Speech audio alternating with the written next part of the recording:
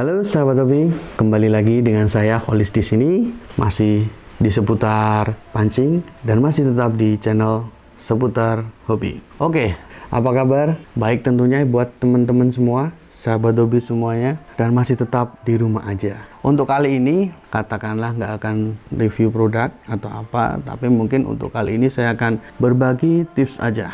Di video sebelumnya, saya udah review tentang joran, kemudian reel. Oke. Untuk saat ini saya mau memasangkan joran dan reel saya ini dengan sebuah senar mono tentunya. Kenapa mono? Karena untuk awalan ini terutama untuk pemula itu masih di sekitar kolam ataupun sungai. Jadi untuk PE menurut saya belum pas lah. Jadi untuk mono pun udah oke, nggak masalah. Ini reel ini akan saya isi dengan senar mono.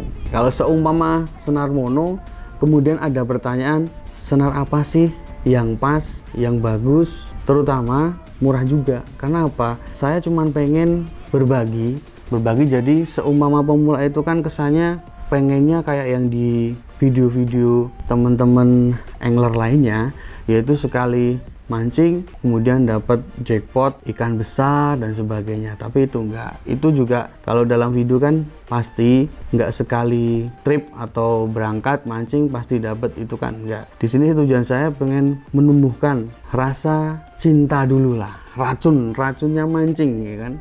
Racunnya mancing kan sebenarnya pas kita dapat ya kan, tarik-tarikan ada perlawanan dari ikan, kemudian kita gimana caranya itu bisa mendarat, bisa dapat dan bisa buat foto terutama ya. Itu. Kemudian bagaimana sih senar yang bagus itu? Ini mungkin tip dan trik dari channel seputar hobi. Jadi sederhana saja. Pertama, terutama yang murah ya, untuk yang bergaya BPJS.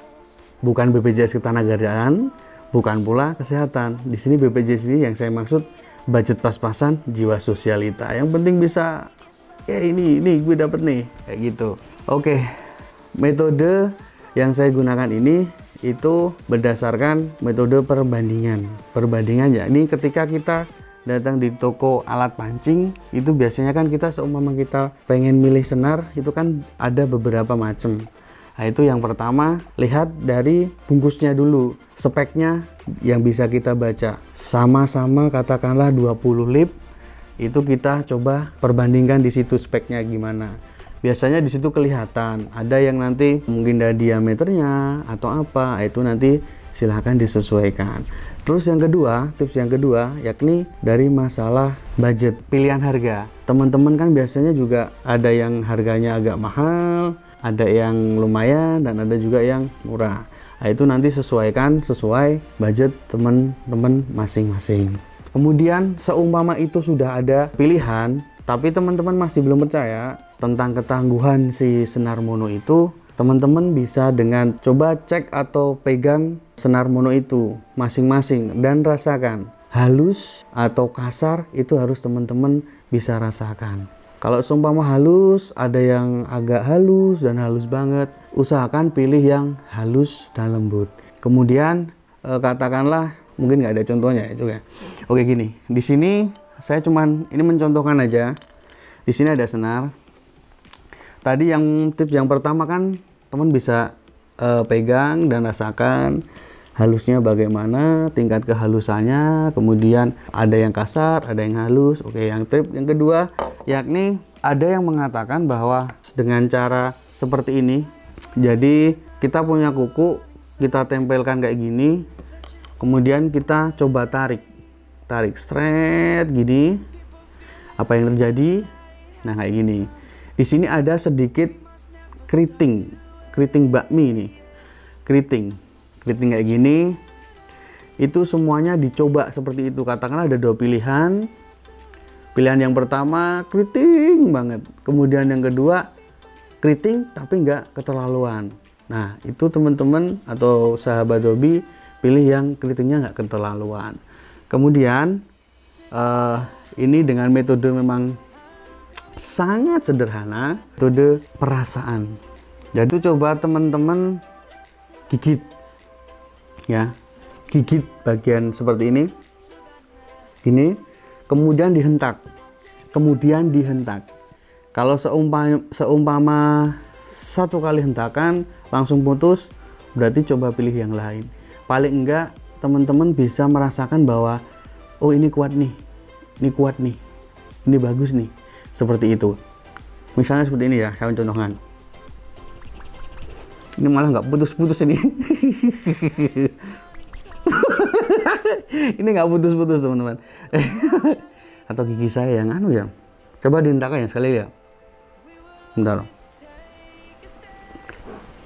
Kayak gini. Ini dengan saya gigit keras dan sangat keras, saya katakanlah saya dengan maksimal, dia langsung putus. Itu. Dan itu harus dicoba. Katakanlah ada dua pilihan, itu harus teman-teman rasakan dengan feel dan hentakan, kemudian sama gigitan. Itu kira-kira posisikan teman-teman itu kayak apa ya? Kayak ikan ya, katakanlah kayak ikan lah. Ketika digigit kemudian dihentak, apa yang dirasakan dan apa yang teman-teman langsung kayak gitu, oh ini senar kuat nih, ini lumayan nih, kalau untuk katakanlah untuk 5 kilo ke bawah masih oke nih. Nah itu nanti teman-teman pilih yang memang katakanlah digigit kemudian dihentak dan agak awet. Oke, untuk itu tadi trik yang 3 ya. Untuk trik yang keempat ya ini dengan hentakan simpul. Maksudnya hentakan simpul di sini yakni ini senar mono ini ketika ada hentakan simpul itu dia kuat apa enggak. Maksudnya kenapa? Karena ketika kita ada simpul katakanlah di bagian hook atau kalau bahasa Jawanya cingir ya, cingir itu kalau ketika kita terlalu kenceng itu juga bisa mengakibatkan putus. Jadi ketika ikatan simpul itu terlalu kencang maka bisa putus. Jadi untuk ini seperti ini, untuk simpelnya aja. Contohnya simpul yang paling populer yakni simpul mati. Katakanlah seperti ini. Moga-moga kelihatan ya, semoga ya, bismillah ya. Coba kita simpulkan seperti ini. Kemudian kita tarik seperti ini. Ya, seperti ini ya. Kemudian rasakan dan coba hentakan. Berapa kali hentakan dia akan putus.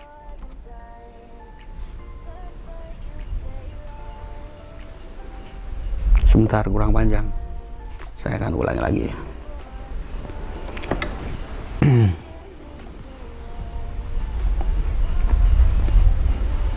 Seperti ini. Coba kita hentakan ya. Berapa kali hentakan dia putus. Ini udah 1 kali hentakan. Berarti menandakan bahwa senar mono ini tidak tahan terhadap hentakan. Bukan berarti senar mono ini kurang bagus, semuanya bagus, cuman kan senar mono itu memiliki karakter masing-masing. Ada yang memang kuat tapi nggak kuat terhadap simpul, contohnya seperti ini.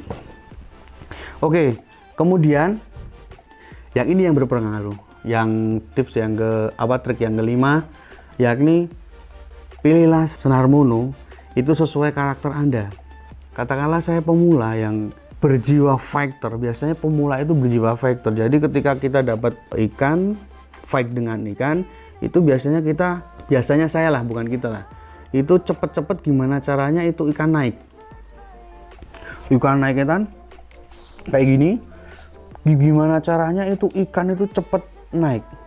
Biasanya untuk pemula itu seperti itu. Karena apa? Dia udah nggak sabar gitu, dia udah nggak sabar, aduh ikan, ayo cepet dan cepet harus naik, dan kemudian foto buat gaya-gayaan, ya kan? Nih loh, gue dapet kayak gini, kayak gitu. Tapi kalau udah mahir biasanya dia menikmati. Karena apa? Yang paling mahal dalam memancing itu biasanya itu ketika fight dengan ikan itu dia nikmati betul, dia rasakan betul, dan dia paham sama pirantinya. Oh, ini joran kekuatannya segini, ini kekuatan reelnya segini. oh ini kekuatan senar mononya segini, jadi dia berusaha menikmati, berusaha merasakan fight dengan ikan. Jadi ketika fight gitu kan, dia santai, sorry kiri, sorry kanan, sorry ke depan, sorry ke belakang. Dan itu biasanya untuk yang udah, ya katakanlah udah lama lah memancing, udah lama, dia udah lama, bahkan udah mendarah daging mungkin ya itu. Tapi kalau untuk pemula yang berjiwa fighter, terutama kayak saya ini, biasanya itu langsung kebut sampai dan landed, kemudian kita foto. Nah itu kalau untuk yang berjiwa, bukan berjiwa tapi masih pemula, itu trik yang terakhir yakni cari senar mono yang daya pegas atau daya elongasinya, elongasi katakanlah seperti ini. Sebentar. Jadi gaya pegas itu yang paling apa ya, paling lentur. Jadi ketika ikan meronta itu nggak usah khawatir putus. Karena apa? Ada daya elongasi. Jadi kayak semacam kayak peredam. Set kayak gini, nung kayak gini. Gitu. Kalau ketika teman pemula kemudian dia dapat atau belum bisa merasakan senar yang elongasinya lumayan atau sesuai dengan karakternya dia, biasanya langsung putus. Set gini terus tarik terus tes, biasa gitu. Biasanya seperti itu. Tapi kalau memang teman-teman pemula seperti saya yang udah katakanlah bisa merasakan, oh ini senar daya elongasinya lumayan nih, jadi pas untuk saya, itu insya Allah untuk daya putusnya kemungkinan tipis. Tapi kecuali kalau memang ikannya besar, kemudian jam terbang juga yang jelas ya, jadi ya kemungkinan masih banyak. Tapi untuk meminimalisir itu dengan memilih yang daya elongasi tinggi. Oke, itu tadi trik yang pertama, yakni merasakan halus dan kasarnya senar mono, kemudian mencoba dengan kuku seperti apakah menjadi keriting, ya kan? Itu yang tips yang kedua. Terus yang ketiga, kemudian digigit, ya kan? Digigit, merasakan gigitan dengan gigitan kita. Kemudian yang keempat dengan simpul, ya kan? Dengan apa? Hentakan simpul. Kemudian yang terakhir sesuai karakter teman-teman atau sahabat hobi. Kalau karakter fighter, ya saya sarankan untuk yang punya daya elongasi tinggi. Jadi itu. Kemungkinan itu aja dari saya. Tip dan trik sederhana dari seputar hobi. Kalau memang dari teman-teman sahabat hobi punya trik lain, bisa nanti dikasih di kolom komentar. Oke, mungkin itu aja dari saya. Kalau memang suka video dari kita, bisa like, kemudian komen di bawahnya, share, dan jangan lupa subscribe. Jangan lupa samblek tombol loncengnya, biar teman-teman tahu terus update terbaru video kita hanya di seputar hobi. Salam sahabat hobi.